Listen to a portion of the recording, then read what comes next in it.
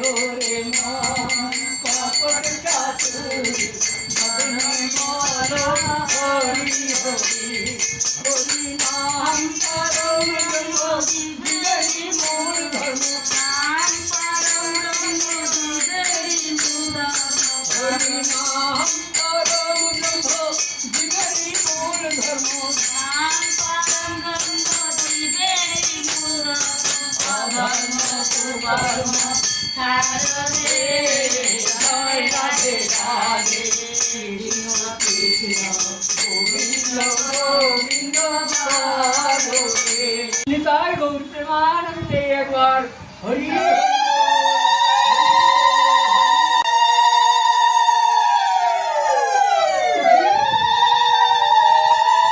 আর নিঃসঙ্গ মনে ঈশ্বর দেখা দেবেন, গোবিন্দ দেখা দেবেন। কারণ বস্তুত তিনি একা। তুমি কি একা? যদি হও একা তবে পাবে তার দেখা। প্রমাণ একটা কাহিনী বলি, আপনাদের সকলেরই জানা। সেই এক রাজার গল্প আপনাদের নিশ্চয়ই জানা আছে। এক রাজা সারা জীবন তপস্যা করে একদিন নিজের নগরের বাইরে পাহাড়ের নির্জন এক বটবৃক্ষতলায় পাহাড়ের চূড়ায় গোবিন্দর দর্শন পেলেন। 12 বছর তপস্যার পর যখন গোবিন্দর দর্শন পেলেন, গোবিন্দ তাকে বর দিতে ইচ্ছা করলেন। গোবিন্দ বললেন, হে রাজন, তুমি কি বর চাও? এখনই বর গ্রহণ করো। রাজা বললেন, আমি কোনো বর চাই না গোবিন্দ, আপনার চরণ দর্শন পেয়েছি, আমার জীবন ধন্য হয়েছে, আমি জন্ম জন্ম যেন আপনার চরণেই থাকতে পারি। গোবিন্দ বললেন, তা হয় না রাজন, তপস্যা করে আমার দর্শন পেলে আমার একটু বর পেতে হয়, নিতে হয়। রাজা বললেন, তাই নাকি? তাহলে এক কাজ করুন, আপনি এমন বর দিন, আগামীকাল আমি আমার রাজ্যের সব প্রজাদের নিয়ে চলে আসবো, সবাই আপনার দর্শন পাবে। গোবিন্দ বললেন, তা হয় না রাজন, তুমি তপস্যা করেছো, তোমার মন নির্লোভী হয়েছে, তাই তুমি আমার দর্শন পেয়েছো। তোমার রাজ্যের প্রজারা কিন্তু কেউ নির্লোভী নয়, তারা আমার দর্শন পাবে না। রাজা বললেন, সে কি প্রভু? তারা বৈশাখ মাস ভোর আপনার নাম কীর্তন করে, খোল করতাল নিয়ে ঘুরে বেড়ায় নগরে নগরে। তারা সারা বছর প্রভাতে হরিনাম ফেরি করে, আর তারা নির্লোভী নয়? আমি মানতে পারছি না, তারা প্রত্যেকেই নির্লোভী। আপনি অনুমতি দিন, আমি একবার তাদের দর্শন করি। গোবিন্দ বললেন, ও আমার কথা বিশ্বাস হচ্ছে? ঠিক আছে, যাও, তোমার ইচ্ছাই পূর্ণ হোক। আগামীকাল। রাজা বললেন, না, আগামীকাল হবে না, ওদের আরেকটু সময় দিতে হবে একদিন। বলে, ঠিক আছে, তুমি একদিন ঢেড়া পিটিয়ে দাও। একদিন বাদে দ্বিতীয় দিন, মানে আজ হতে তৃতীয় দিন, আমি এই টিলাতেই এখানে থাকবো, সূর্য উদয় হতে সূর্য অস্ত পর্যন্ত। তোমার নগরের লক্ষ লক্ষ প্রজারা যারা আসবে, সকলেই শুধু আমার দর্শন পাবে না, আমাকে স্পর্শনও করতে হবে। রাজা তো মহা আনন্দে পেয়ে গেল। গিয়ে ঢেড়া পিটিয়ে, তখন তার মাইক ছিল না আর মোবাইলও ছিল না, ঢেড়া পিটানো হতো। ঢেড়া পিটিয়ে সবাইকে প্রচার করে দেওয়া হলো। পরের দিন সকালবেলায় যে যে যাবে বিনা তপস্যায় গোবিন্দ দর্শন করে। তো কি হলো না, রাজা পরের দিন দেখলো নগরের বাইরে বহু বড়লোক, গণ্যমান্য ব্যবসায়ী, মন্ত্রী, সেনাপতি সবাই হাজির। কেউ ঘোড়ার গাড়িতে, কেউ রথে চড়ে।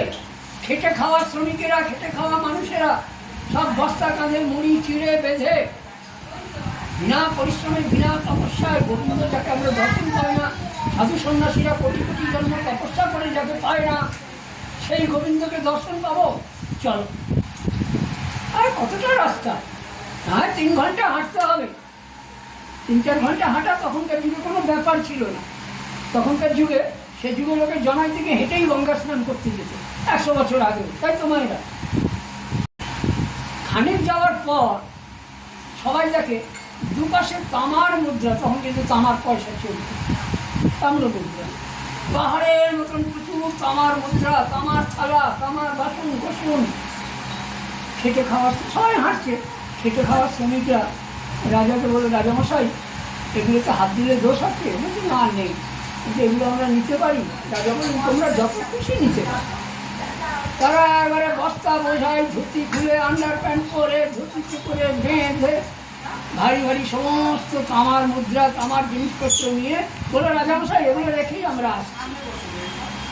ওই অতটা হেঁটে আসা আর অতটা হেঁটে দুপুরে যাওয়া, তাদের বউয়েরা ছাড়বে কেন? বেলা তোমরা যা এনেছো সারা জীবন আমরা বসে খাবো 7 পুরুষ ধরে, আর তোমাদের গোবিন্দ দর্শনের দরকার নেই, তোমরা এখানে বিশ্রাম নাও, পরে যাবে। ওরা খেয়ে দিয়ে সবাই ঘুমিয়ে পড়েছে। খানিকক্ষণ পরে দেখলো বিশাল রূপোর জমা হয়েছে, পাহাড়ের মতন সব রূপোর থালা, বাটি, গ্লাস, রূপোর গয়না। ব্যবসাদারেরা বলতে লাগলো মহারাজ এগুলো কি নিয়ে যেতে পারে? রাজা বললেন হ্যাঁ নাও। হাজার হাজার ব্যবসাদারীরা সব ঘোড়ায় চাপিয়ে, গরুর গাড়িতে চাপিয়ে রূপোর গয়না, গ্লাস, থালা, বাটি যে যা পারলো নিয়ে বললো রাজামশাই এগুলো রেখে আসি। ওই রেখে আসাই হলো, চলতে লাগলো।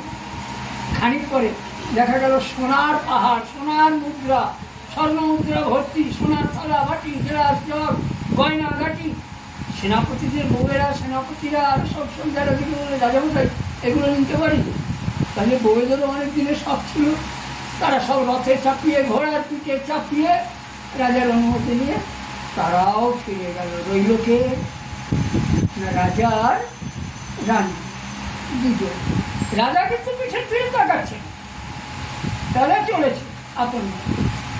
খানিক পরে যাওয়ার পর দেখা গেল হীরের নেকলেস, হীরের গয়না, তাতে আবার সে মণি মাণিক্য, 7 রাজার ধন 1 মাণিক সব গাঁথা রয়েছে। ওই সব দেখে রানী বললে রাজামশাই আমার বহুদিনের শখ ছিল এইরকম পরবার, তা তুমি যা রাজা, এত রাজত্ব জয় করো, আমাকে এত সুন্দর হীরের গয়না করে দিতে পারোনি। আমি এগুলো নিয়ে চললাম ওদের মতন, তুমি যাও রাজা।